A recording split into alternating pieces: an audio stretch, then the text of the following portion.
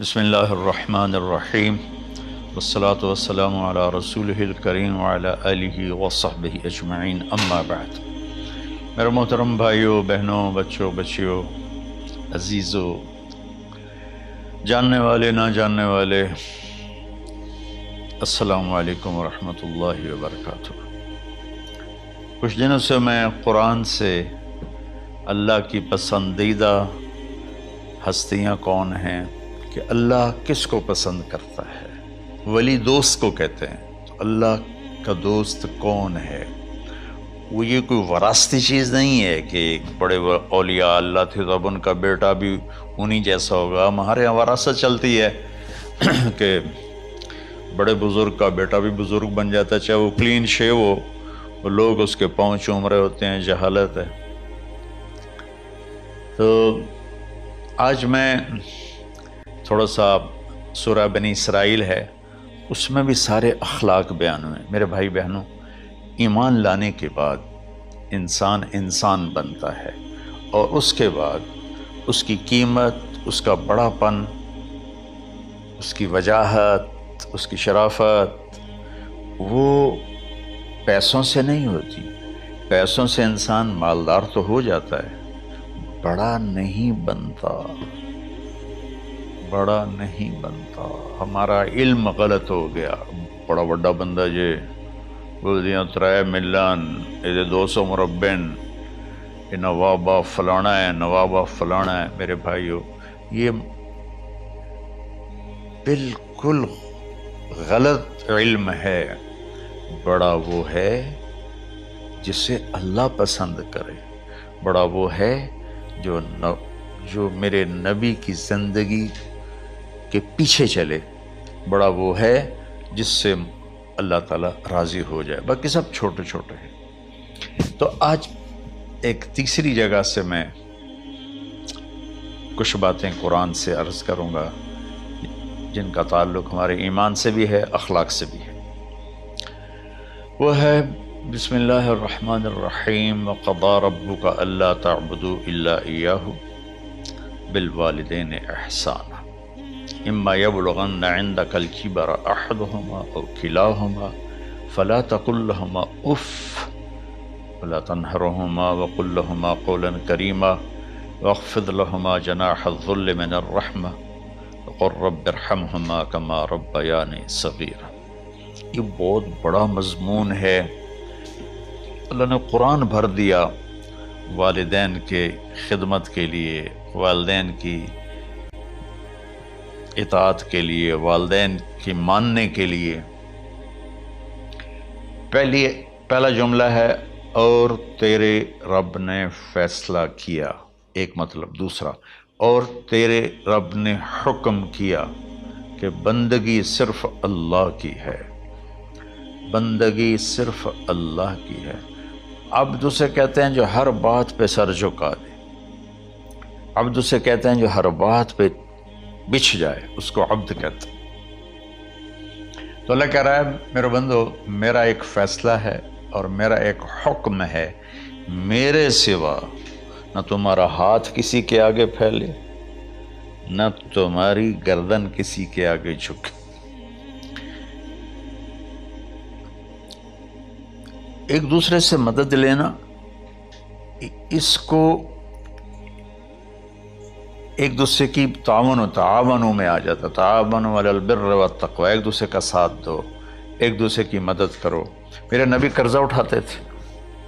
میرے نبی جب انتقال ہوا تو آپ کی زرہ 9 وسق پر، وسق 5 من کا ہوتا ہے، تو وہ جو کے بدلے آپ نے زرہ رکھوائی تھی کہ جب میں تمہیں ادا کروں گا زرہ لے لوں گا، اور آپ کا انتقال ہو گیا، آپ زرہ اپنی واپس نہیں لے سکے۔ وہ چیزیں جن کا تعلق صرف اللہ کی ذات سے ہے اور کوئی نہیں کر سکتا، اس میں صرف اللہ کے آگے ہاتھ پھیلا، جیسے ہم کہتے ہیں مدد، نصرت۔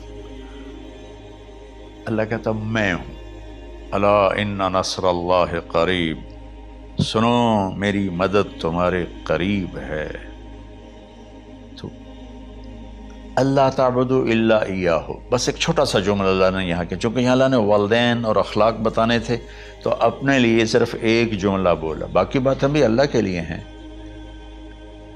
لیکن اللہ نے میری بندگی، اس بندگی سے مراد 5 وقت کی نماز نہیں ہے، حج، روزہ، زکوٰۃ نہیں ہے اس کی مراد، یہ ساری باتیں داخل ہیں، اور اس کے ساتھ 24 گھنٹے کی زندگی اللہ کی مرضی پر گزارو، نفع آئے تو شکر ادا کرو، نقصان ہو تو صبر کرو، برداشت کرو، پھر بھی شکر ادا کرو، کہ میرا رب یہ کہہ رہا ہے کہ میں نے صرف اللہ سے تعلق جوڑنا ہے۔ اللہ کے نبی نے اپنے چچا زاد بھائی عبداللہ بن عباس سے فرمایا کہ یا غلام، اے نوجوان، اوصیک بکلمات فاحفظہ، میں تمہیں چند باتوں کی وصیت کرتا ہوں، کیا؟ احفظ اللہ، احفظ اللہ یحفظک اللہ، یحفظک اللہ، اللہ کے اوامر کی حفاظت کر، اللہ تیری حفاظت کرے گا۔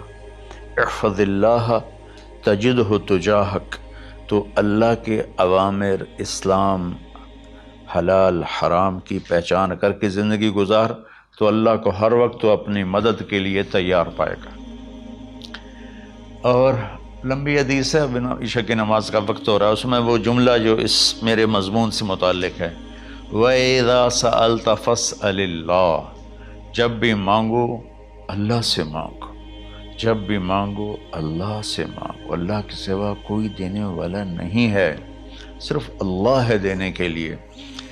وَإِذَا اسْتَعَنْتَ فَاسْتَعِنْ بِاللَّهِ، اور جب مدد کے لیے ہاتھ اٹھاؤ تو صرف اللہ کو پکارو، جب ضرورت حاجت کے لیے، مدد کے لیے ہاتھ اٹھاؤ تو اپنے اللہ کو پکارو۔ تو یہ حدیث کی بات بھی ہے، جو قرآن کی بات بھی ہے۔ اس کے بعد آگے اللہ کہتا ہے وَبِالْوَالِدَيْنِ إِحْسَانًا، اور اپنے والدین کے ساتھ احسان کرو۔ احسان کا کیا مطلب ہے؟ اللہ آگے اسی کی تشریح کر رہا ہے۔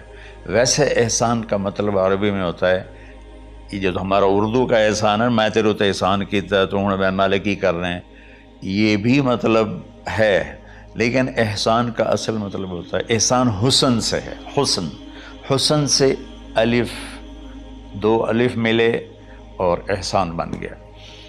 احسان کا مطلب ہوتا ہے کسی بھی کام کو جو دنیا کا ہے، دین کا ہے، اسے انتہائی خوبصورت طریقے سے کرنا۔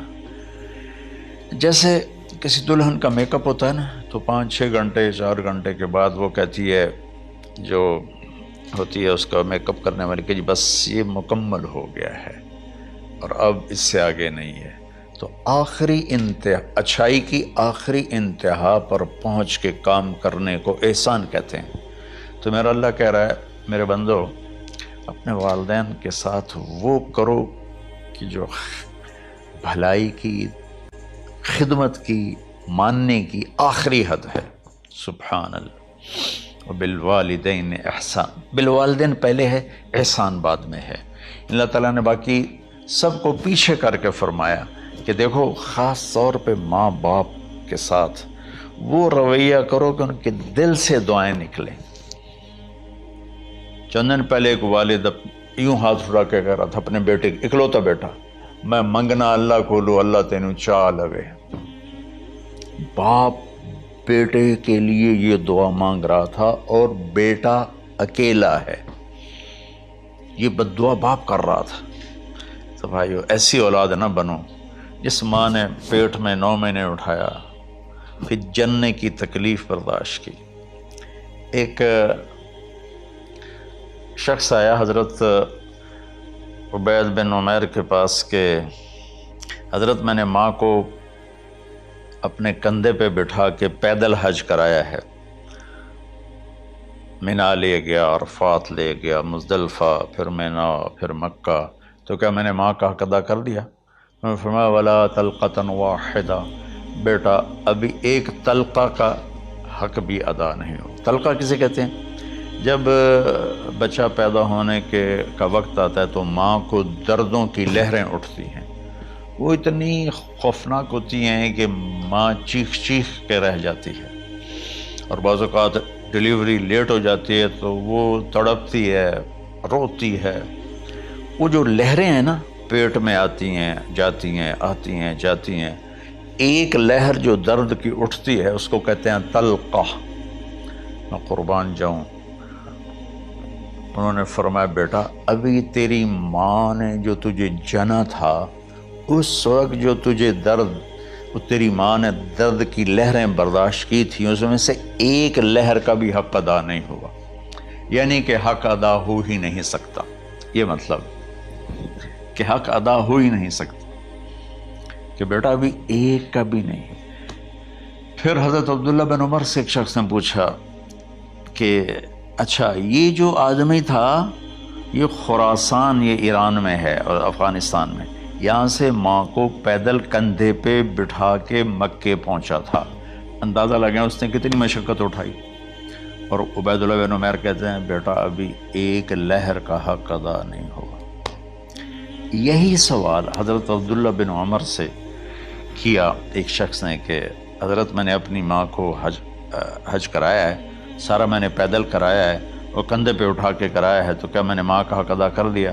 ولا ظفرۃ واحدہ ولا ظفرۃ واحدہ۔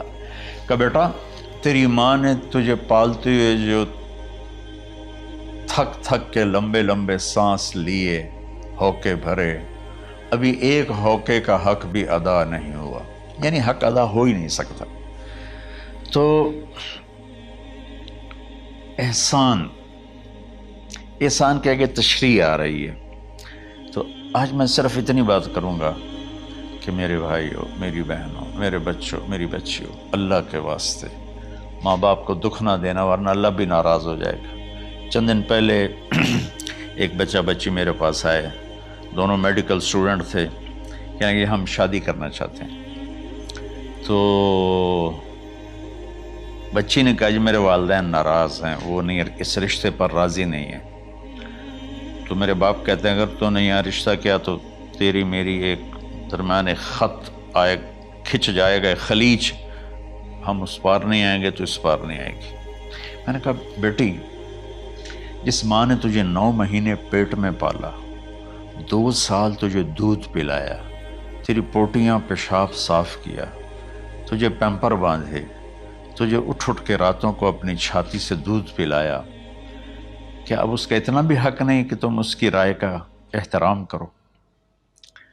اتنا بھی حق نہیں ہے؟ تو میں نے کہا بیٹا میری کوئی رائے نہیں ہے، تو اگر تیرے ماں باپ راضی ہیں تو بسم اللہ ضرور کر، اگر راضی نہیں ہیں تو دیکھو موت تک تجھے ماں باپ کی دعا نہیں ملے گی، اور ماں باپ کی دعا نہ ملی تو کچھ بھی نہیں ملے گا۔ تو بھائیو دوستو، خاص طور پر آج کے کالج کے نوجوان بچے بچیاں یہ ماں باپ کے ساتھ بہت بدتمیزی کرتے ہیں، چونکہ اس میں والدین کا پہلا قصور ہے کہ انہوں نے ان کو دین نہیں سکھایا۔ بچپن میں انگلش میڈیم سکول، پھر او لیول، پھر اے لیول، تو انہیں کیا پتہ ماں کون ہے باپ کون ہے۔ ایک پرانی بات ہے، ایک شخص اپنے بیٹے کو لے کر آیا کہ یہ میرا بچہ ہے اور یہ فلاں جگہ شادی کرنا چاہتا ہے اور ہم میں سے کسی کی رائے نہیں ہے اور یہ مانتا نہیں ہے، اور اس کے ساتھ اس نے نا دھاڑے مار کے رونا شروع کیا۔ تو میں نے بچے کو دیکھا تو یوں کر کے بیٹھا تھا، اس کا باپ رو رہا ہے، ہچ کیوں تو ایسے بیٹھا ہو۔ تو مجھے اچانک خیال آیا، میں نے کہا شیخ صاحب اس کو کہاں پڑھایا تھا؟ کہا جی امریکن اسکول۔ اس کے بعد آسٹریلیا بھیجا تھا مزید تعلیم کے لیے۔ ان کے شیخ صاحب اس بچے کا کوئی قصور نہیں، آپ کا قصور ہے، اس کو تو پتہ ہی نہیں میری ماں کیا ہے، میرا باپ کیا ہے۔ ایک ہماری تہذیب تھی وہ ختم ہو گئی ہے، اس میں علم نہیں بھی تھا تو ماں باپ کا۔ میں نے اپنی آنکھوں سے دیکھا، میں نے اپنے دادا کو دیکھا لیکن مجھے یاد نہیں، لیکن جو میرے دادا کے چھوٹے بھائی تھے ان کو میں سنبھلتا ہوں، ان کو میں نے دیکھا ہے، 3ری 4تھی جماعت تک میں تھا، 61 میں ان کا انتقال ہوا، میری 9 سال عمر تھی، تو 8 سال